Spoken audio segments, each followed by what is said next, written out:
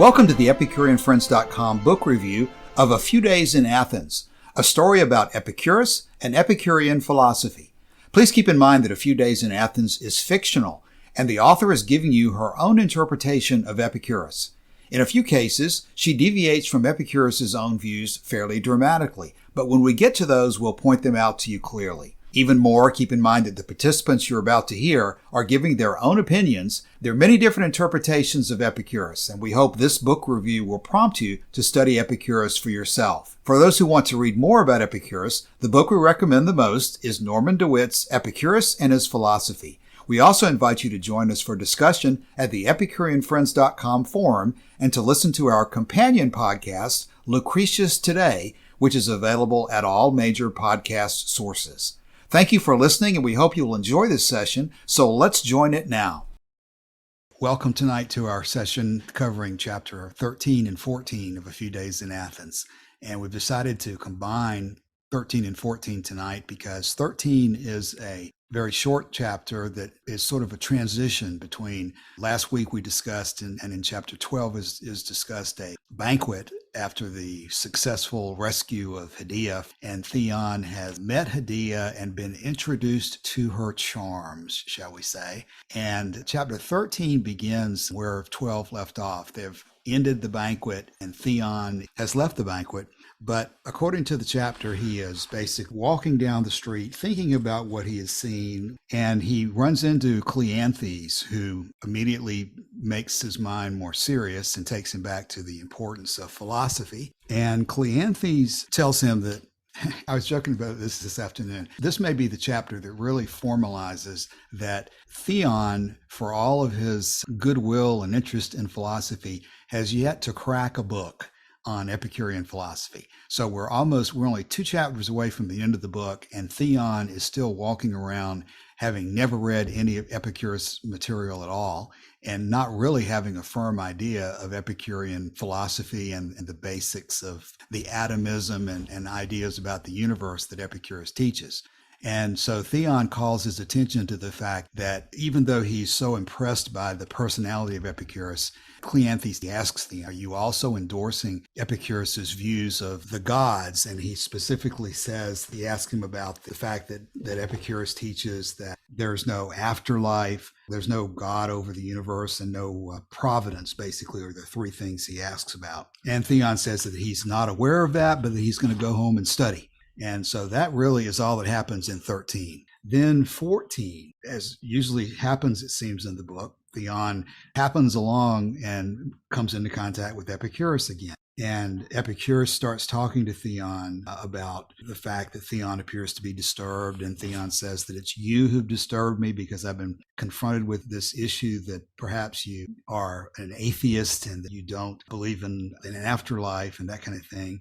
And there's some really interesting turns of phrase, and one of which is that Epicurus first says that to deny the existence of the gods would be a presumption in a philosopher. But then he carries on and says that a presumption equaled only by that of him who would assert their existence. And so this is probably one of the positions that Frances Wright takes that's not exactly likely the same as we see in the Epicurean text, although I think it possibly can be reconciled. That's one of the things we can talk about. But at least in the way Frances Wright presents it, Epicurus is taking the position that he's not asserting that they exist or that he's denying it. Then they go into a discussion of the proof of that question. In other words, what you would look to, what kind of evidence you would want in order to decide whether they exist or not. And the discussion goes off on a tangent that I don't know how much time we want to devote to this, but Frances Wright goes off into a discussion about whether doubting the gods should be a crime or not. And that is a theme that's continued on all the way through the end of the chapter, with one of the last things that Epicurus says in the chapter being that an opinion can never be morally good or morally bad. So that's one thing that appears in the chapter that's probably worth talking about. And then there's a discussion about whether the human mind has the power to believe or disbelieve anything that it wants to. And that kind of gets into a discussion that could possibly be related to determinism. But really, the heart of the chapter goes into the discussion of what his position really is about the gods. And the part that I think is really developed here in a way that it's not really developed in the texts themselves, but there's towards the end of the chapter a discussion that starts with saying that our senses and our faculties as developed through the senses are the only guides with which he's acquainted. And that would be what he would go into to determine whether he thinks there's gods or not. And he talks about in that chapter the fact that he sees around him in the world an infinite variety in the arrangement of matter and a multitude of sentient beings possessing different kinds of varying grades of power and intelligence, from the worm to the eagle. And then this is I think the key sentence that I believe is justified by the Epicurus text.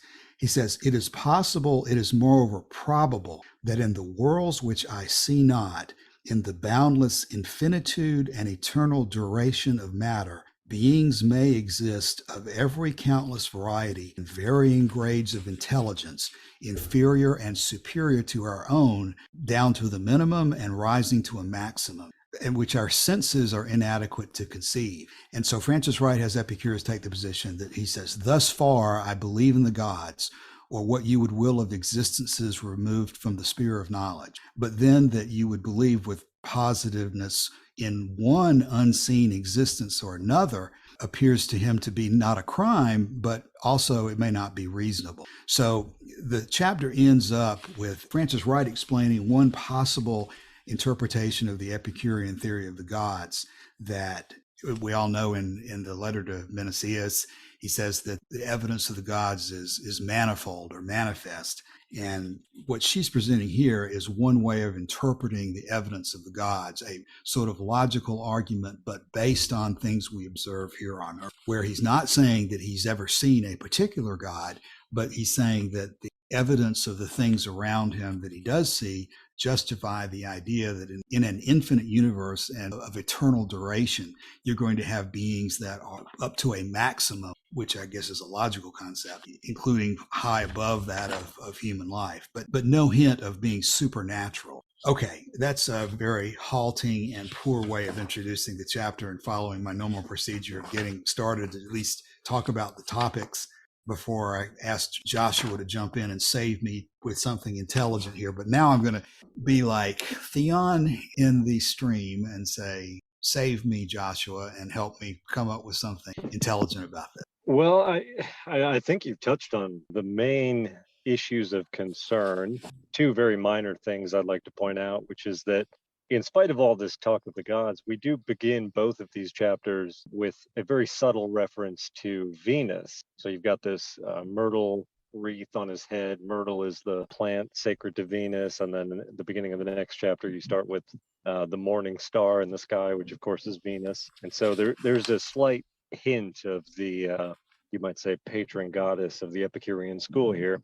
But the main concern for me with these chapters, or the main feature of interest, continues to be this issue of how Frances Wright, particularly on the subject of the gods, seems to differ somewhat from what Epicurus was saying. Because she has him say, for example, that I wouldn't assert, I wouldn't deny the existence of the gods, nor would I assert that they do exist. When in fact, of course, Epicurus did make a number of direct assertions about the gods, about what happens after death, specifically that nothing happens after death, about whether the universe was created or uncreated, or whether it would be destroyed, or whether it would last forever. So this sort of, I guess, really the definition of agnosticism, as defined by Thomas Henry Huxley, which is the position that the existence of the gods is unknown and unknowable. And while I think that that's not a bad position, that's certainly not the position that Epicurus took in his own life. And the real danger of that for me, insofar as it is a danger, is that if you're uncertain about whether the gods exist or whether they don't exist, if you're uncertain about whether the universe was created or was not created, if you're uncertain about whether there is a governing providence or whether there's not a governing providence, you sort of undercut one of the main planks of Epicurean philosophy and I hate to use the word salvation, but I can't think of a better word at the moment. The relief that he brings to, or that he promised to bring to the fear that we all have about not only the intervention of the gods, but then the real big looming question for most people, which is what happens when you die. And while I think Epicurus himself had some very, very clear answers to those questions, I think Frances Wright here is sort of playing a different tune. I guess that's the bulk of what I would have to say. But it's quite important because, like I say, that is really the main thing almost about Epicurean philosophy. You've got to get this stuff down in order for the rest of it to make sense. Joshua, before we turn it over to the other guys for just a second, let me emphasize that point. It's in chapter 14 where right after he says that it would be foolish to either deny or assert their existence, Theon exclaims, "How can you say that?" basically. And then Frances Wright has him say, "As I never saw the gods, my son," calmly continued the sage, "I cannot assert their existence. And that I never saw them is no reason for my denying it." And then he goes on, "Do you believe nothing except that of which we have ocular demonstration?" And Epicurus answers, "Nothing at least for which we have not the evidence of one or more of our senses. That is, when we believe on just grounds, which I grant, taking men collectively, is very seldom." Now, it would be pretty easy to say Epicurus never saw an atom either, and yet he asserts their existence very strongly. So why Frances Wright would make that argument, I think, is a fairly serious deviation, just like you've been saying, Joshua. Now, she continues on and gives this explanation about the concepts of what they call isonomia, and nature never makes only a single thing of a kind. And so she gives his argument that is based on things that he sees. But I think there's a contradiction here in the way Frances Wright has written it, by the way she's presented it there. And the one other thing that I'd say before we throw it open to is that the one thing about 13 that is significant to me is that Cleanthes does represent not only the Stoics of his time, but probably the majority of humanity for thousands of years. These assertions of Epicurus are not just idle speculations in Cleanthes' mind. They are crimes. They are things that you would punish very severely for believing, because they're basically heresy. And the last thing Cleanthes says in chapter 13 is, "Call you such doctrines errors? I should rather term them crimes." So one of the things that I've had a couple of conversations with people about lately is the point that although we spend a lot of time talking about happiness and how to live well and so forth, there's a lot of serious jeopardy involved throughout the centuries in people who've taken these positions, because the culture as a whole doesn't like people who preach such direct challenges to the prevailing wisdom of religion. There is one other thing that I wanted to say.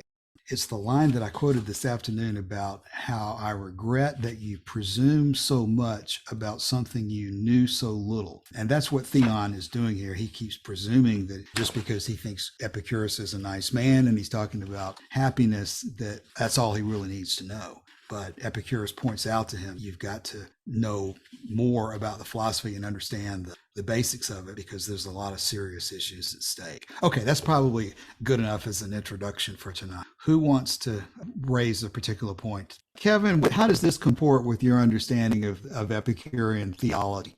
I had the same concerns you were voicing, right? This makes Epicurus out to be an agnostic, and I don't think that's necessarily true. I mean, the bit about "I've never actually sensed the gods," I think is genuine, but they might not exist because of it. I found a lot actually in this chapter a little anachronistic, right? I mean, that Epicurus is an empiricist of some kind. We sense things, and he's got that Aristotelian claim that our senses get things perfectly. It's when we process it and think about it that we make mistakes. But Frances Wright describes this the way Descartes or Hume would, that we just have an uncontrollable impulse to agree with our senses. And that's a different way of looking at how we experience the world. And I think it gives, in what she's written here, too much emphasis on what we experience now, what you were talking about a couple minutes ago. It makes it sound like if you haven't seen it, it's not real. And if someone reports it to you, there's reason for doubt.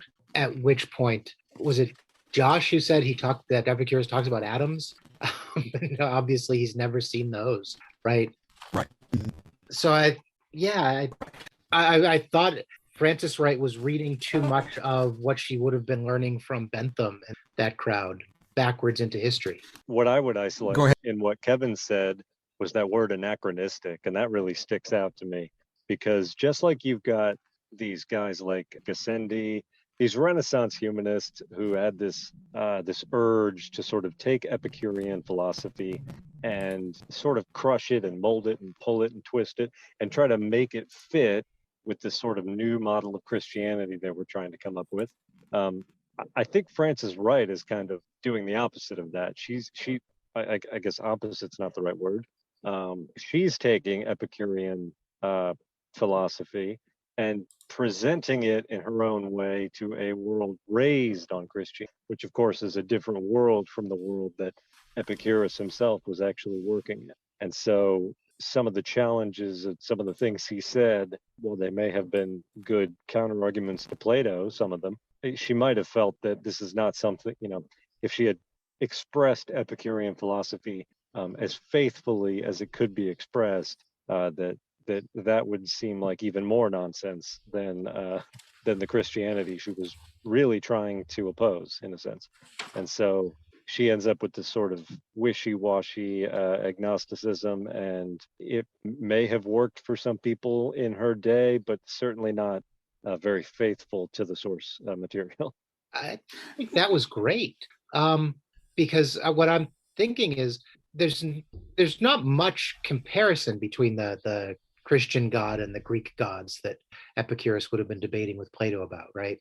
They're just talking about superior beings in some kind that reward or punish us sort of here and now. And this question of whether the universe has purpose or design, the Stoic question about that Cleanthes brings up about whether the universe has a function, whether there's meaning to all of it, is much more wrapped up with the Judeo-Christian notion of gods. And so the question about whether Epicurus believed that the gods exist seems separate from the question of whether the Christian God exists, right? If I understand that right, the Christian God that Frances Wright would have been enmeshed in is much more than just a superior being. It's created the meaning and purpose for the entire universe, and it assumes there is one. Epicurus's rejection of that is different from his discussion of whether there are, whether Zeus is trotting around doing God knows what to God knows. Yeah, exactly.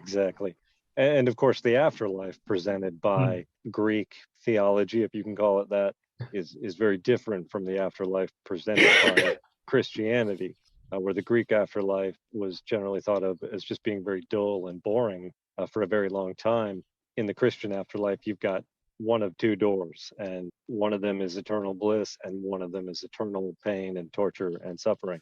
And so I could see why Epicurus's objections to, because of course some Christians aren't afraid of death, because they, of course, are convinced that they're going to the good place and not to the bad place. But for the average Greek, it would have been, unless you have the fame or reputation of someone like Pericles or Achilles or one of these guys where you can go to the happy isles, you're mostly just going to be a wandering shade without memory or self, really. And so it's a different problem. Yeah, I agree with you. And Joshua, to stay with your point about how she's deviating, you've mentioned a couple times the issue of an afterlife. But if I'm reading this correctly, she never has Epicurus address the issue of an afterlife at all.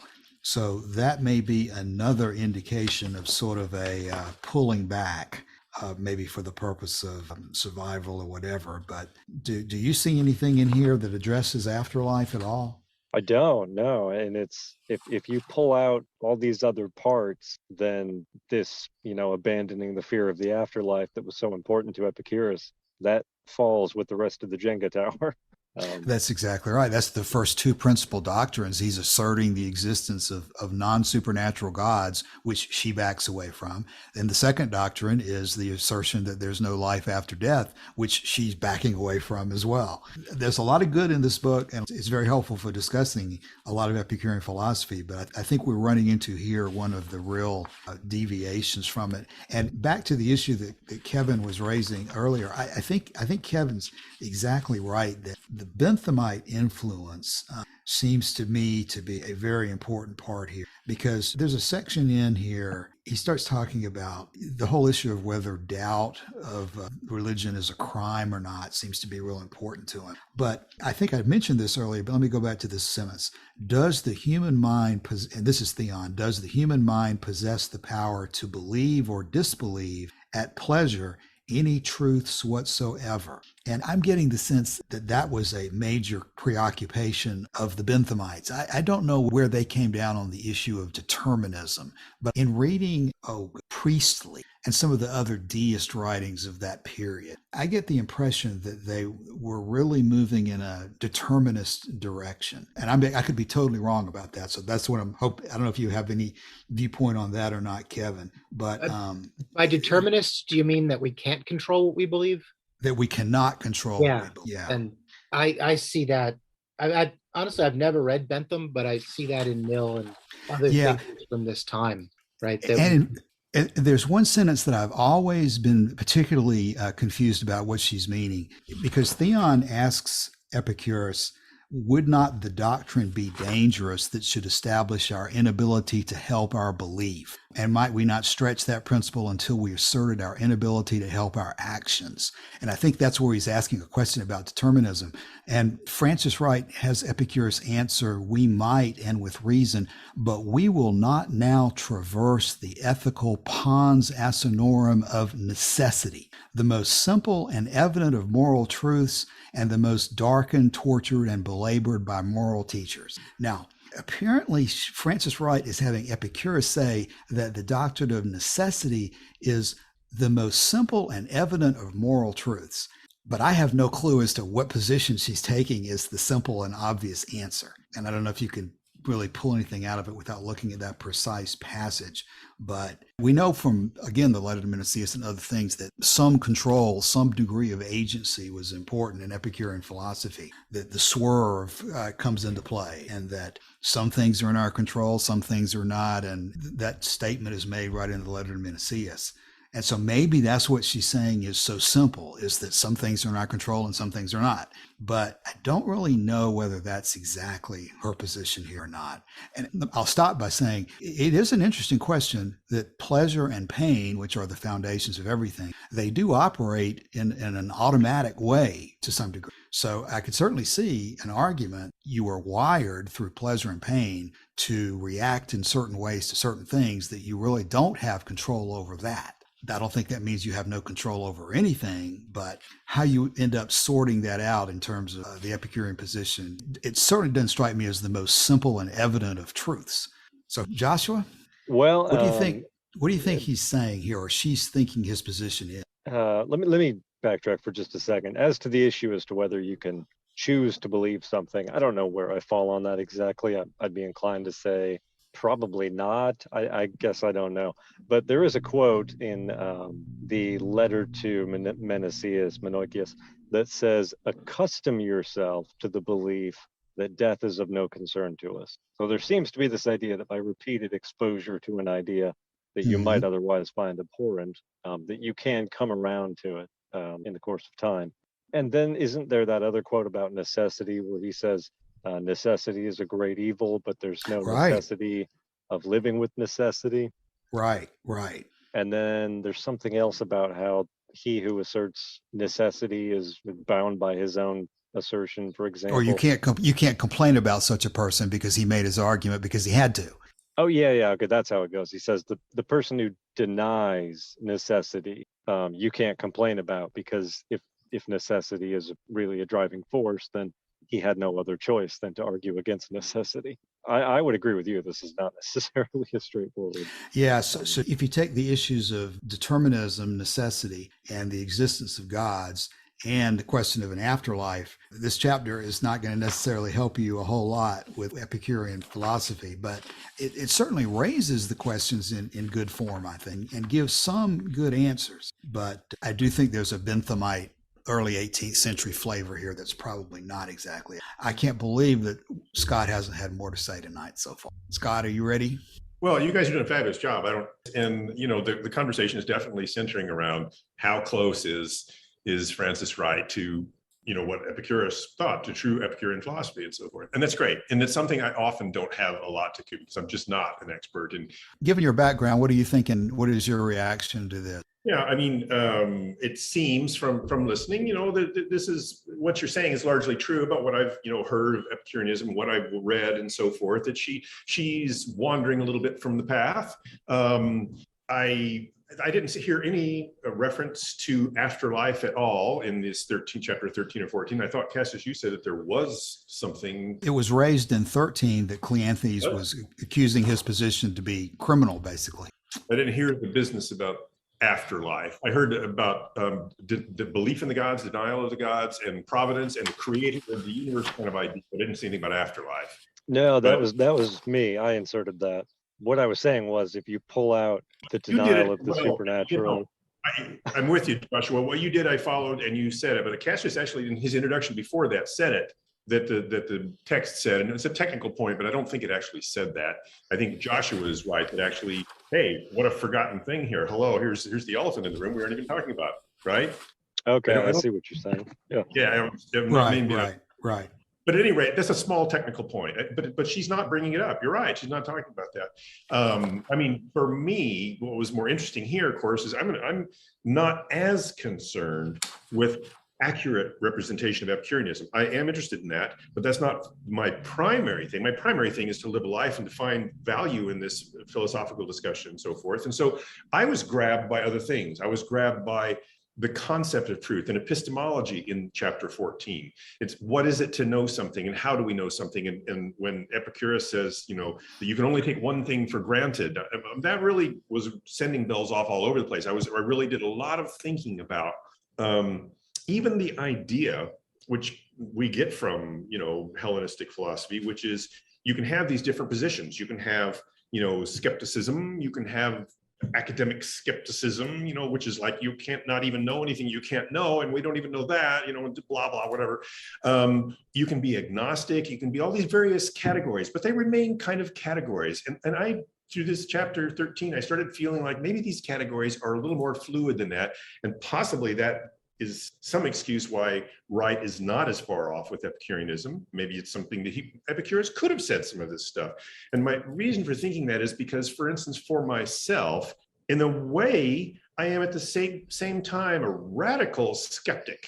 You can't really know anything at all, ever. You can't be 100% sure. I have to admit that I have to put that disclaimer on things because ultimately, there's always the possibility that my perceptions and my reason and so forth cannot correctly understand what's going on. Very possibly likely, as I've said before, I could be in a dream and I don't really know it. I'm in the matrix, whatever.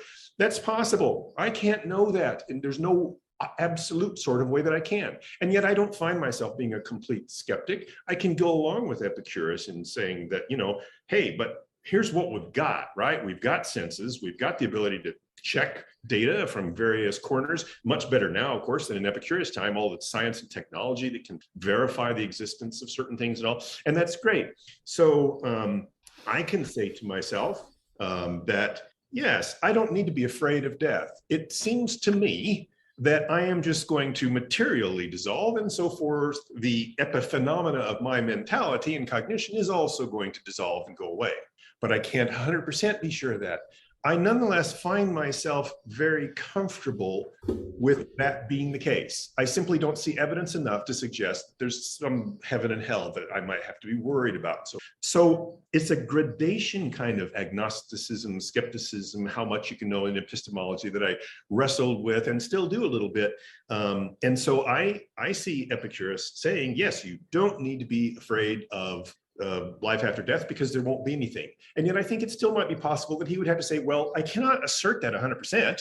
But to me, that seems, you can only go so far. You have to live your life. You have to take a stand somewhere and say, am I making it clear that to me, it's really fuzzy. And anyway. Scott, what I hear when I hear you say that, you and all of us here on this discussion are pretty advanced in reading philosophy. We're not experts by any means, but we've read a lot of philosophy and a lot of comparative religion material. An aspect of this that comes up a lot is what is satisfactory to us at our level of education and background is probably not the same information or position that is acceptable to what we might call the common man or the majority of people, or just normal people in the world. I've always thought, and I think a lot of people will argue, that Epicurus was approaching his philosophy as more of a common man type of approach. He wasn't really playing exactly to the academic world. He was coming up with a worldview philosophy that just about anybody could apply. You just were talking about your viewpoint on what's acceptable to you and your level of skepticism. What level of skepticism and what do you think is in terms of how much is it necessary to take a position on whether there's an afterlife and whether there's a supernatural God? And here I'll point out the section I didn't read very carefully, but it's in chapter 13. Cleanthes asks Theon, shall he who robs virtue of her sublimity, the gods of their power, man of his immortality, and creation of its providence, pass for a teacher of truth and an expounder of the laws of nature? Such as these are but impiety and crime. But my question was going back to the general issue. What are most people going to need? Are they going to be satisfied with agnosticism, or do they need to take a position when? Yeah, this is a wonderful question. One of the things I love about Epicureanism is because it is so focused on the common man. I have always been that way. I walked away from a philosophy degree in college because I said, okay, here we're talking about bullshit that has its own jargon. Nobody in the world could understand any of this. This isn't going to help anybody. And I walked away from it. And I took a 10-year hiatus from college, okay, for that very reason, until I heard Joseph Campbell and I got interested in cultural anthropology by that anyway. But the funny thing is I have met many people of many different educational levels. I've lived on the street with people underneath bridges. I have, and a lot of street people and so forth. I spent a summer with cowboys out in Nebraska, and they're just the most common man kind of guy you'd ever. They're very common sense. They don't go for this education academy stuff. I don't think that there's as big a difference as we would like to think between people who might have a little more education like we do, and who know the Hellenistic philosophy stuff a little bit, and the average Joe. I think that is a question that people who rustle steers and so forth for a living and all that, they can just as well address as me. And I think that it's very possible to think about that. How, do I think there's a life after death? Do I think, there's a God and so forth? And I think that question is variable across all the spectrums. And I don't think there's really, I can go say, well, in a general, a common man is going to, kind of land here. And how much does that human being need? But I think that we all kind of wrestle with it and find ourselves in weird positions that are self-contradictory too, with respect to these things. Can you have peace of mind without taking a position, yes or no, on those questions? Yes, I think so. I feel personally that I have great peace of mind, which a Christian's not going to have generally, but that I'm going to dissolve into nothingness, basically. But I have actually a more positive look at that. I am made up of nothing but nothingness in a way. I'm made up of dust from stars, and I'm always going to be that. I'm just going to be scattered more, and I'm not going to have my pulled together little self-consciousness that I have now. But it's no different. I mean, I've been inanimate forever, and I'm going to, this is just an interesting way of being inanimate, where my molecules are doing this stuff and allowing the brain to exist and so forth. It's, it's just really cool, and I'm glad to be here. But do I worry about the fact I have to still have this little tiny disclaimer at the bottom of the page that says, I don't know, it could be a heaven and a hell thing when you get there. But I'm so unconcerned and think that's so unlikely. The evidence is so much against it that I think it's just about as likely that there's little green people that control all of us and are doing this and we're puppets. I mean, yeah, I can't deny that couldn't be possible, but no, I'm not, it doesn't scare me. It doesn't bother me that is possible. I'm thinking though that the majority of Kevin's students might not fit in your category. That's what I'd be interested to hear about that, Kevin. What do you think there? Could very well be. Let me also say that, for instance, there are cultures. I know of one that I've heard about and know about in particular in South America, who they don't have any knowledge or desire for afterlife. They just think they disappear. They don't have any concern with it at all. It doesn't bother them. It is, and they have a religion, but there is nothing in religion inherently that makes us so concerned about this particular question. What is the afterlife? We think it's a big question. This is the one that everybody asks. No. Some people don't really ask this question, aren't much concerned with the afterlife. It isn't, and probably certainly as we've talked about here, in Greece, it wasn't the same thing as all as it is now. Now it's like, oh shit, heaven, hell, right? That is because of Christianity setting the discourse going forward in time, so much so that now we think that's a big question. And it's not necessarily naturally human to make that the particularly biggest question, I don't think. Other things could be more important. Family, culture, group things that don't even have to do with me individually. The super hyper focus we have on individuality. I am a self, I'm a, blah, blah, blah. Go read Joanna Macy, talks about systems theory and so forth. That's not really the thing, the individuals. I'm just, too focused on myself, that kind of stuff. So I knew all he needed was an invitation, and Scott would weigh in with a couple of words there. So good. I'm all over the board. Kevin, go ahead, Kevin. I'm so tempted just to follow up by saying no. But I agree with a lot of that. I think the difference might be some people need answers to questions like whether there's an afterlife and what happens, but not answers to questions about whether everything is determined or not, right? That there are some questions that are philosophical in the bad way, right? That I like to debate them because I enjoy it, but I'm perfectly happy without there being an answer. And there are some that are really important. And I think for Epicurus, whether there's an afterlife might be an important one, because that if you believe something might happen, even if you're skeptical about what happens after you get hit by a bus, that can cause you anxiety and worry now, right? When I read Epicurus, there are things you just know that give you comfort. And that's how I've always differentiated him from the skeptics who seem to find some kind of comfort in the uncertainty you were describing, Scott. Mm-hmm. And I think that part of that stuff is not just related to what philosophy group you attend, but it's also individual characteristics, where you've been in your life, the cultural milieu you find yourself in that determines what's big and what's not, and so forth. Yeah, I mean, Cassius questioned what my students feel about this, and I teach this class twice a year. Basically, I go through all the Hellenistic schools, and they just fall where they're most comfortable. Right? There's a point in a semester where I can kind of predict which school they like best, but beforehand I couldn't know, and I don't think you can change them. I think Scott's right. You come in sort of hardwired for certain things.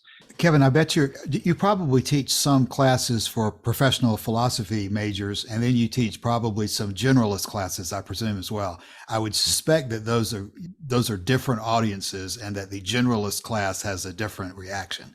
Yeah. The generalist class, oddly enough, will find more meaning. They'll see more connections to their real life. For the majors, it's an intellectual game. And Scott's laughing because he lived through it the hard way.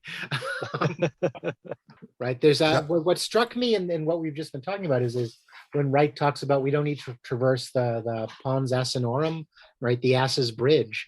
I know that expression from medieval logic. I think it comes from mathematics, that there are some things that are really complex and intricate.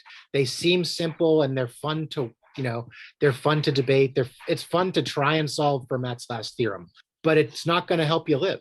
And I love that Wright puts that into the question of whether everything's determined, whether you've got necessity of the will and necessity of action and necessity of belief. And it's like, well, that's a real interesting question.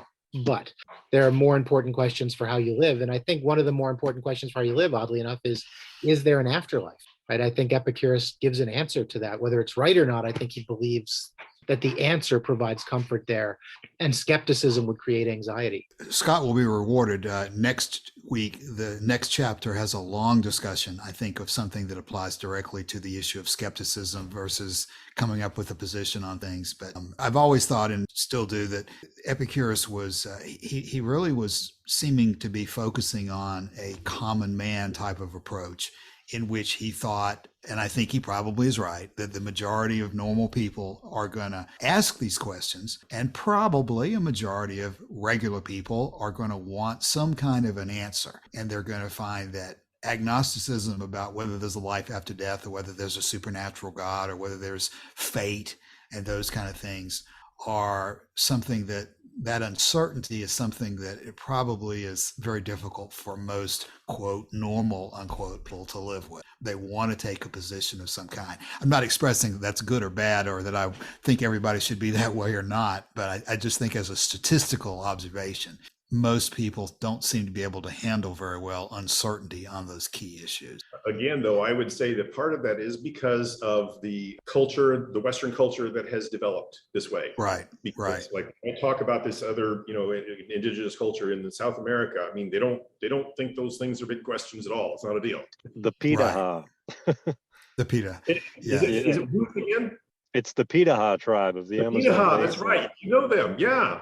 Oh yeah, I found their Daniel Everett was this Christian missionary who went there in the 70s, and I posted some of those videos to the forum maybe 6 months ago or something. But you're right, yeah. He said he couldn't convince them to even take the thought about Jesus seriously because he hadn't seen Jesus and his dad hadn't seen Jesus and nobody that he knew had seen Jesus, so they didn't want to hear about any of that. Yeah. And then he thought, and then he thought, well, if I can't convince them to convert to Christianity, at least I can convince them not to be afraid of death. And as it turns out, the only person in the jungle that day who was afraid of death was him, probably, and they weren't worried about it at all. And it just wasn't part of their, I guess, cultural milieu. I don't know, but. I'm delighted to learn that part of your cultural milieu, Scott, was with the Cowboys in Nebraska, because of course I'm from Iowa, so there's a rivalry there. Did I say Nebraska? How did you know that? Oh, you literally. What's that? I say that? You did say that, yeah. Okay. Did you blank out there for a minute? I guess so. I didn't remember that I'd actually included that little detail. Yeah, it was in Valentine, Nebraska, or south of it, actually, in the Niobrara River Valley, if you know that way. Yeah. I lived with the Cowboys. That was a real trip. Very interesting. Very interesting. Well, let me make a comment as we begin to close in on an hour, which we can continue longer if we need to because of the depth of this chapter. But right before the discussion of the possibility of how the gods exist, Theon asks the Pontius Pilate question, what is truth? And Epicurus answers, a truth I consider to be an ascertained fact, which truth would be changed into an error the moment the fact on which it rested was disproved. And Theon says, I see then no fixed basis for truth. And here again, Epicurus addresses Scott. It surely has the most fixed basis of all, the nature of things. And it is only an imperfect insight into that nature which occasions all our erroneous conclusions, whether in physics or morals. And Theon says, but where, if we discard the gods and their will as engraven on our hearts, are our guides in our search after truth? And this is the part I think is pure Epicurean philosophy. Our senses and our faculties as developed in and by the exercise of our senses are the only guides with which I am acquainted. And I do not see why, even admitting a belief in the gods and a superintending providence, the senses should not be viewed as the guides provided by them for our direction and instruction. So he goes on with a little bit further discussion of all that. But he says that I know of but one thing that a philosopher should take for granted, and that is only because he's forced to it by an irresistible impulse of his nature, and because without doing so, neither the truth nor the falsehood could ever exist for him. He must take for granted the evidence of his senses. In other words, he must believe in the existence of things as they exist to his senses. I know of no other existence and can therefore believe in no other. Although reasoning from analogy, I may imagine other existences to be. And this is what he says he does in respect to the gods. But that part about basing our reality on the evidence of the senses. Well, but the problem there, though, is she's expressing this as a purely empirical pursuit. And she doesn't. Of course, go ahead. I was going to say anticipations is not mentioned in here, but go ahead, Joshua. Well, and feelings, which is absolutely critical as well. This has long been one of my, I guess, major criticisms of Frances Wright, is she sort of cuts the canon down to just one, and that's the senses, which again I think makes a lot of sense given who her audience was in the time that she was writing. But I'm not sure it's a very faithful view. As we read through this somewhat difficult chapter, I read somewhere that Thomas Jefferson he quoted 7 pages of excerpts from this book into his sort of commonplace book, and I'm wondering if we can get a hold of that, because I'd be very interested to see which parts he thought were really important to remember. And I just I don't know how much of this chapter would make it in there if he was really trying to be consistent with what came before. Yeah, we do need to look into that. That if Jefferson did that, I have not traced that down. The way I sometimes struggle with reconciling that part that you just mentioned, Joshua, is the issue of when somebody says the senses. I know that we generally think of those as the five senses of seeing, hearing, and so forth, but it becomes unclear to me, are pleasure and pain a sense? Or are they somehow also included in what they're talking about in terms of canon? Because the canon has the three legs of the five senses, the anticipations, and the feelings of pleasure and pain, but they all seem to operate in that same automatic way that the five senses do. So sometimes I think that it's very easy to get confused and boil it all down to the five senses when clearly you're right, Joshua. Epicurus had three separate categories of things that combine to his canon of truth. And just like in Lucretius, there's no mention of that here in Frances Wright at all. No mention of there being two other legs of the standard of truth. So this doesn't give us much help on that issue of canonics, just like Lucretius does not. Yeah, and the only direct reference to a particular sense is this objection from Theon where he says, "But do we believe nothing except that of which we have ocular demonstration?" So right.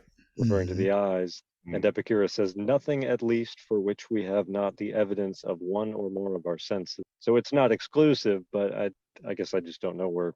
I suppose you could fit pleasure and pain into that. Certainly physical pain, according to a modern definition, would fall under what's it called? Nociception, or one of those. Well, this whole issue of expanding and explaining or understanding what he meant by his canon of truth is something that there needs to be a lot more attention given to. This is a big point for DeWitt. I don't think that he's a strict empiricist in quite the same way that John Locke might have asserted that the five senses are the only standard of truth, because when you read Diogenes Laertius, he's clearly saying that two other categories in addition to those things that factor into his standard of truth. And you get to start talking about anticipations, which virtually nobody seems to have a coherent understanding of. And I was wrong, I guess. Nociception is not a sense itself, but the process by which certain stimulation is communicated to the brain, which then interprets it as pain. Although right. You could almost say that about anything, couldn't you? Right. And Joshua, that reminds me, another missing element here in the discussion of the God situation is the whole issue of images. Most people take the position that a major foundation for the existence of the Epicurean gods comes from the issue of images received directly by the mind. That's described in Cicero's On the Nature of the Gods. The Epicurean speaker talks about. So that's another element of, and in fact, this whole book, I'm not sure has taught anything about images, which is a complicated subject. Just another point that Frances Wright's doing a good job of introducing things, probably not the last word. So we're a little bit over an hour, but anybody have something else to include, because this is a deep subject, and we switch over next week. Go ahead. I have one. We haven't talked about the Stoics in a while, so feel free to cut my mic. No, go ahead. But one of the problems that always arises when you try and track down Stoic influences is later Stoics didn't feel bound to what the previous Stoics had said. Right? You can trace sort of threads of influence through time, but no one really felt like they had to adhere to any doctrine or dogma to be part of the Stoic school as you go through the centuries. And I guess I've just been wondering for a few minutes here now, how much this debate we've been having about whether Frances Wright got it right is really an Epicurean debate, right? Did she get Epicurus right? Is a debate that wouldn't occur to the Stoics. They'd simply be asking, is this a vaguely Stoic position? Does it take the view somewhere interesting? I mean, and I think by the Stoic criterion, Frances Wright has a vaguely Epicurean position in this chapter that takes us somewhere interesting. But the question about whether she's gotten Epicurus right seems to be something that Epicureans are more focused on than some other schools. That's a very good point. Very good point. Yeah, I'm thinking of a quote that sort of typifies is there something in Diogenes Laertius about that, about how the Epicurean school goes on without ever changing its mind or something? I think there likely is a difference here, but I like I said, I don't have a quote to hand or something to explain it very well. But that's a very interesting point that you make about Stoicism and how how it changes over time. And that brings to my mind the observation I keep making about Frances Wright herself is that I've spent significant time looking for additional writings from Frances Wright after this book on the subject of Epicurus, and there's virtually nothing. She did not spend the rest of her life being interested in whether Epicurus taught a particular position or not. She spent her life setting up utopian communities and talking about freeing slaves and doing all sorts of social activism. And there is a chapter or two in a book that she wrote later on that is going to talk about the subject we're going to talk about next week, the issue of theory versus observation. She had sort of a theory of knowledge chapter in one of her collected works books that's very similar to this. But in general, Frances Wright is not identified really through history as being an Epicurean herself or promoting Epicurean philosophy. Her name is on this book, and other than that, there's really no connection between Frances Wright and Epicurus. Okay, so I found that quote in Diogenes Laertius, somewhat related to what Kevin is talking about. He says, his friends, so many in number that they could hardly be counted by whole cities, and indeed all who knew him, held fast as they were by the siren charms of his doctrine, save this one guy who went over to someone else, being perhaps burdened by his master's excessive goodness. The school itself, which, while nearly all the others have died out, continues forever without interruption through numberless reigns of one scholarch after another. And that was probably around 300 AD. Somewhere in there, yeah. Well, we're here talking tonight because of the personality and force of the history of Epicurus himself, as opposed to just general eclectic philosophy. So there's something to be said for that kind of tradition. Anybody have anything else for tonight? Nope, not me. I'm good. All right. Well, I don't want to belabor our closing here. So thanks everybody for your time tonight, and we'll talk again next week. Good night. Thanks all. Good night.